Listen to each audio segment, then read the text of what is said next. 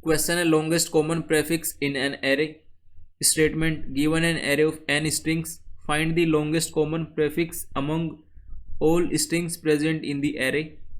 तो जैसे कि पहले एग्जांपल में n इक्वल टू 4 एक एरे है जिसकी साइज है 4 जिसमें 4 वर्ड्स हैं इस तरह से। इन वर्ड्स में जो भी लॉन्गेस्ट कॉमन प्रेफिक्स होगा उसको आउटपुट करना है, उसको रिटर्न करना है। तो यहाँ पर GEE is the longest common prefix in all the given strings, so output is GEE। इसी तरह से नेक्स्ट एग्जांपल में एक एरे है जिसमें 2 वर्ड्स हैं जिसकी साइज है 2, एक हेलो है एक वर्ल्ड है। इन दोनों में कोई भी कॉमन प्रेफिक्स नहीं है। कॉमन लेटर तो मिल जाएगा, कॉमन कैरेक्टर मिल जाएगा, पर कॉमन प्रेफिक्स नहीं है। उस वाले केस में हमें रिटर्न करना होगा -1 को। तो यहाँ पे लिखा भी है there is no common prefix in the given string.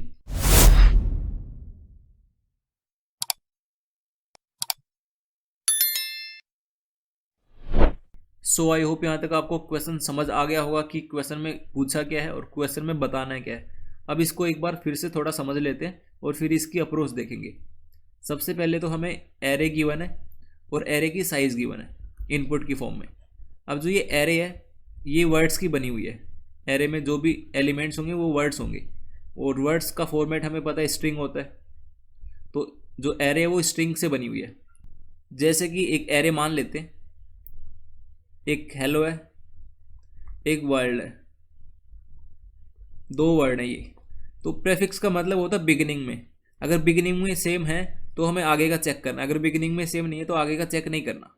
जैसे हेलो में पहला जो कैरेक्टर है वो H है और वर्ल्ड में पहला W है, दोनों सेम नहीं है तो आगे हमें चेक करना ही नहीं, यहीं पे मैच नहीं कर रहे आगे नहीं चलना।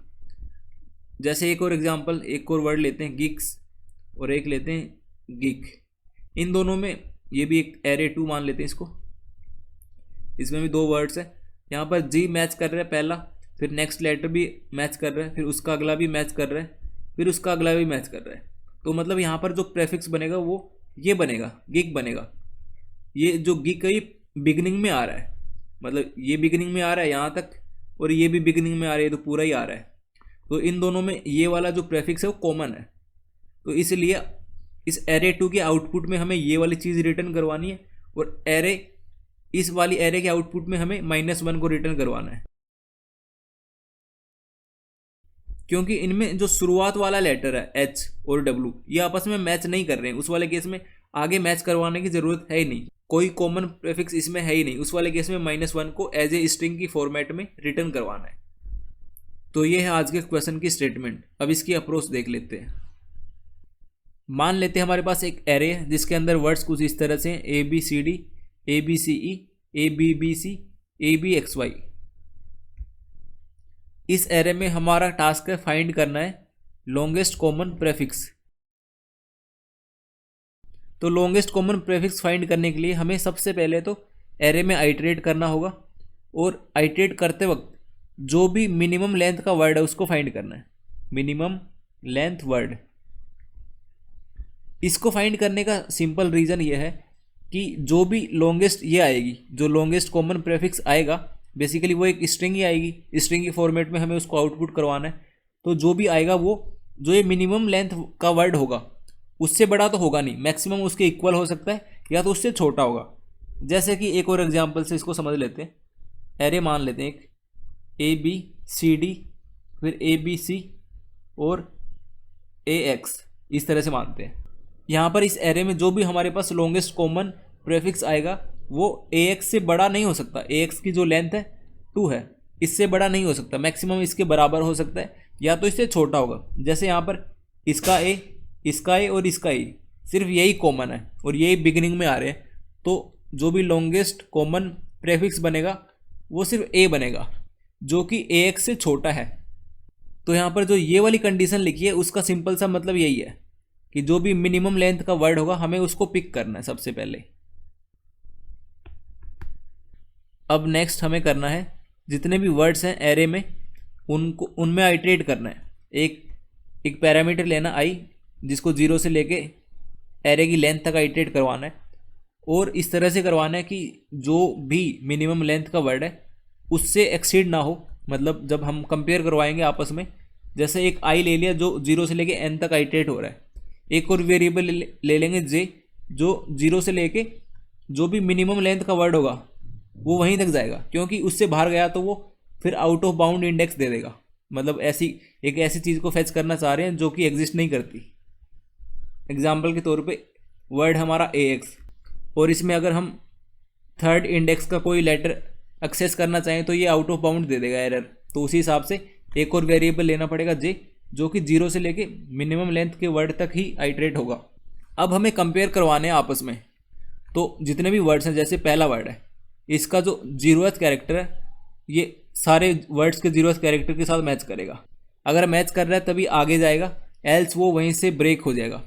जैसे कि यहाँ पे ए सब में मैच कर रहा है, तो हम एक और स्ट्रिंग ले लेंगे जिसमें जो भी मैच कर रहा है उसको स्टोर करवाएंगे।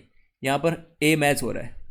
अब नेक्स्ट पे जाएंगे, बी वाला को चेक करेंगे, बी इसमें भी मैच हो रहा है, 2 इसमें भी है, इसमें भी है, दोनों में ए और बी मैच कर रहा है। तो स्ट्रिंग को अपडेट कर देंगे, इसमें ए के आगे बी और अपेंड कर देंगे।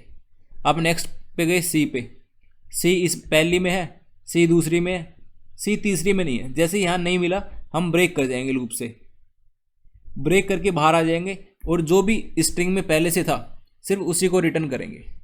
तो यहाँ पर स्ट्रिंग में ए बी है, तो हम इस वाले केस में सिर्फ ए बी को रिटर्न करेंगे एज ए स्ट्रिंग। और अगर दूसरा केस आता है, एक और केस है जिसमें अगर पहला ही बिगनिंग का जो लेटर है वही मैच नहीं करता, उस वाले केस में क्या होगा उसको भी देख लेते हैं। एक एरे ले लेते हैं, यहाँ पे AX है और यहाँ पे BX है। तो यहाँ पर A और B ये आपस में मैच नहीं कर रहे, मतलब बिगिनिंग वाले मैच नहीं कर रहे, तो आगे जाएंगे नहीं, क्योंकि हम बात कर रहे हैं प्रेफिक्स की। अगर बात करते लेटर की या सबस्ट्रिंग की तो आगे जाते, पर इस वाले केस में सिर्फ प्रेफिक्स की बात हो रही है, तो जो शुरुआत वाला ही मैच नहीं कर रहा तो आगे नहीं जाएंगे। इस वाले केस में जो स्ट्रिंग होगी वो खाली होगी, क्योंकि कुछ मैच ही नहीं कर रहा। अगर खाली स्ट्रिंग आती है उस वाले केस में हम एक कंडीशन लगा सकते हैं कि इफ़ जो स्ट्रिंग है उसकी जो साइज़ है अगर वो 0 है, उस वाले केस में रिटर्न करना होगा -1 को एज ए स्ट्रिंग। तो इस तरह से इस क्वेश्चन को अप्रोच करना है। अब इसका कोड देख लेते हैं। तो कोड में सबसे पहले इंट मिनिमम लेंथ फाइंड करेंगे। मिनिमम लेंथ अभी के लिए तो एरे ऑफ 0 की लेंथ ले लेते हैं, TH आएगा, ठीक है। अब एक लूप लगाएंगे, ये आइटरेट करेगा 0 से लेके n तक, जितने भी वर्ड्स हैं सब में जिसकी भी मिनिमम लेंथ होगी उसको इस मिनिमम लेंथ में हम स्टोर करवाएंगे, कुछ इस तरह से।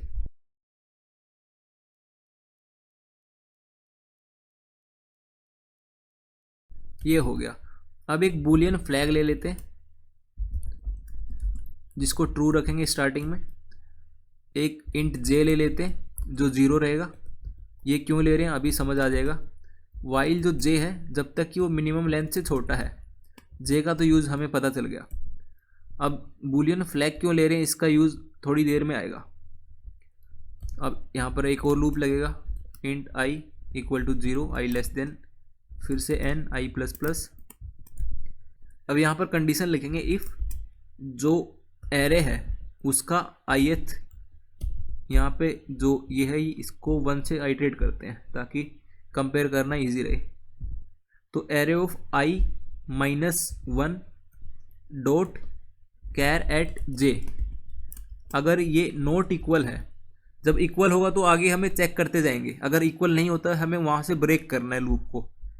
तो नॉट इक्वल वाली कंडीशन लिख देते हैं, इक्वल वाली ये ऑटोमेटिकली करता रहेगा सही। एरे ऑफ i के साथ मैच करवाएंगे इसका कैर एट j। अगर मैच नहीं कर रहा है, जो ये वाली लाइन है इसका मतलब एक बार समझा देता हूँ ताकि कोई कन्फ्यूज़न ना रहे। जैसे इसको समझाते हैं इस वाले एग्जांपल से। हमने यहाँ पे ये वाली अप्रोच में एक एग्जांपल लिया था, जो ये वाली एरे थी, यहाँ पर हमारे पास कुछ इस तरह से थे ABCD, फिर नेक्स्ट था ABCE, इस तरह से इन दो को। तो i को हम आइटरेट करवा रहे हैं 1 से लेके n तक, और i-1 वाले मतलब i-1 वाले को i से कंपेयर करवा रहे हैं, मतलब कि इसको हम कंपेयर करवा रहे हैं इससे। फिर जैसे i बढ़ेगा तो इसको इससे अगले वाले के पहले से करवा रहे हैं, इस तरह से। तो ये कंपेयर हो गया। अगर ये ऐसा होता है तो बूलियन को हमें फॉल्स करना है, जो फ्लैग लिया था उसको फॉल्स करना है और यहाँ से ब्रेक करना है। ब्रेक करने से होगा क्या कि जो ये अंदर वाला फॉर लूप है हम इससे बाहर आ जाएंगे। ब्रेक का मतलब वही होता है कि अगर किसी आइट्रेशन में ये वाली स्टेटमेंट रन हुई है, ये वाली ट्रू होती है, उस वाले केस में ये ब्रेक होगा। तो जब ये ब्रेक होगा, ब्रेक वाली स्टेटमेंट क्या करती है, जस्ट इमीडिएट वाला लूप को वो कर देती है, तोड़ देती है, उसको आगे नहीं चलने देती।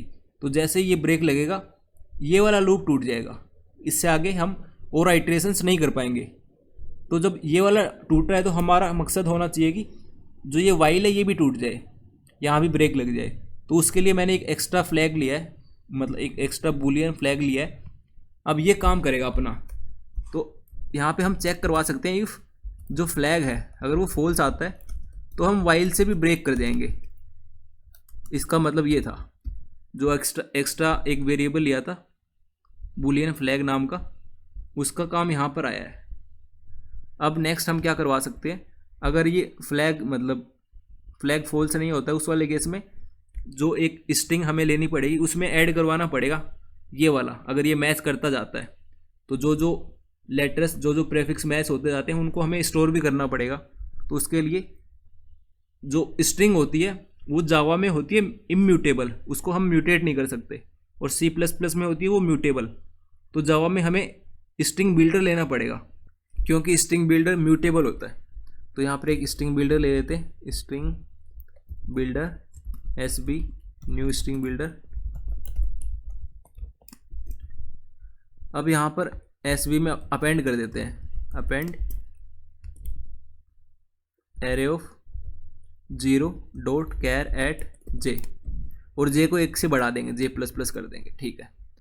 अब यहाँ पर जो जो प्रेफिक्स मैच करते जाएंगे एक पर्टिकुलर j पे, इस पूरे लिस्ट में, पूरी एरे में ऑफ वर्ड्स, वो यहाँ पर आके अपेंड होते जाएंगे। जैसे हमने पहले एग्जाम्पल में यहाँ पर देखा था, इसी क्वेश्चन का जो पहला एग्जाम्पल है, इसी स्टेटमेंट का ये वाला गिग्स फॉर गिग्स, ये वाला, इसमें जी सब में कॉमन है। तो हमने यहाँ पे जाके जी को अपेंड कर दिया इस स्ट्रिंग बिल्डर में। फिर नेक्स्ट ई पे गया, ई को इसने अपेंड कर दिया और फिर जे को 1 से बढ़ा दिया इस तरह से। फिर नेक्स्ट ये ए को री पे गया, उसको अपेंड कर दिया और जे को बढ़ा दिया।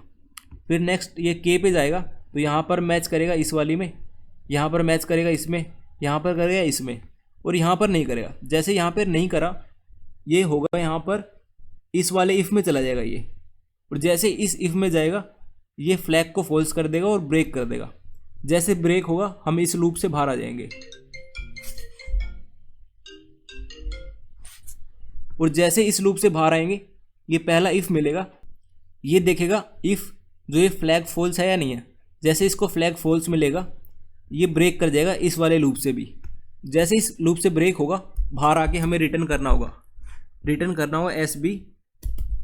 रिटर्न SB को स्ट्रिंग की फॉर्मेट में। ये हमने रिटर्न कर दिया। यहाँ पर एक कंडीशन और आएगी, वो कंडीशन है अगर जो SB है स्ट्रिंग बिल्डर है इसकी साइज अगर 0 होती है, उस केस में हमें रिटर्न करवाना होगा -1 को। तो उस कंडीशन को भी लिख देते हैं, इफ SB.length, इसकी लेंथ अगर 0 होती है उस केस में रिटर्न करना होगा हमें रिटर्न -1 स्ट्रिंग की फॉर्मेट में। अब इसको रन करके देखते हैं।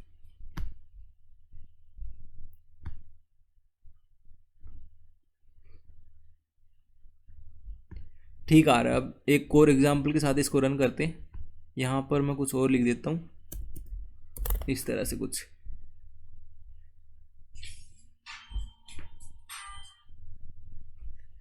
ठीक है, अब इसको सबमिट मारते हैं।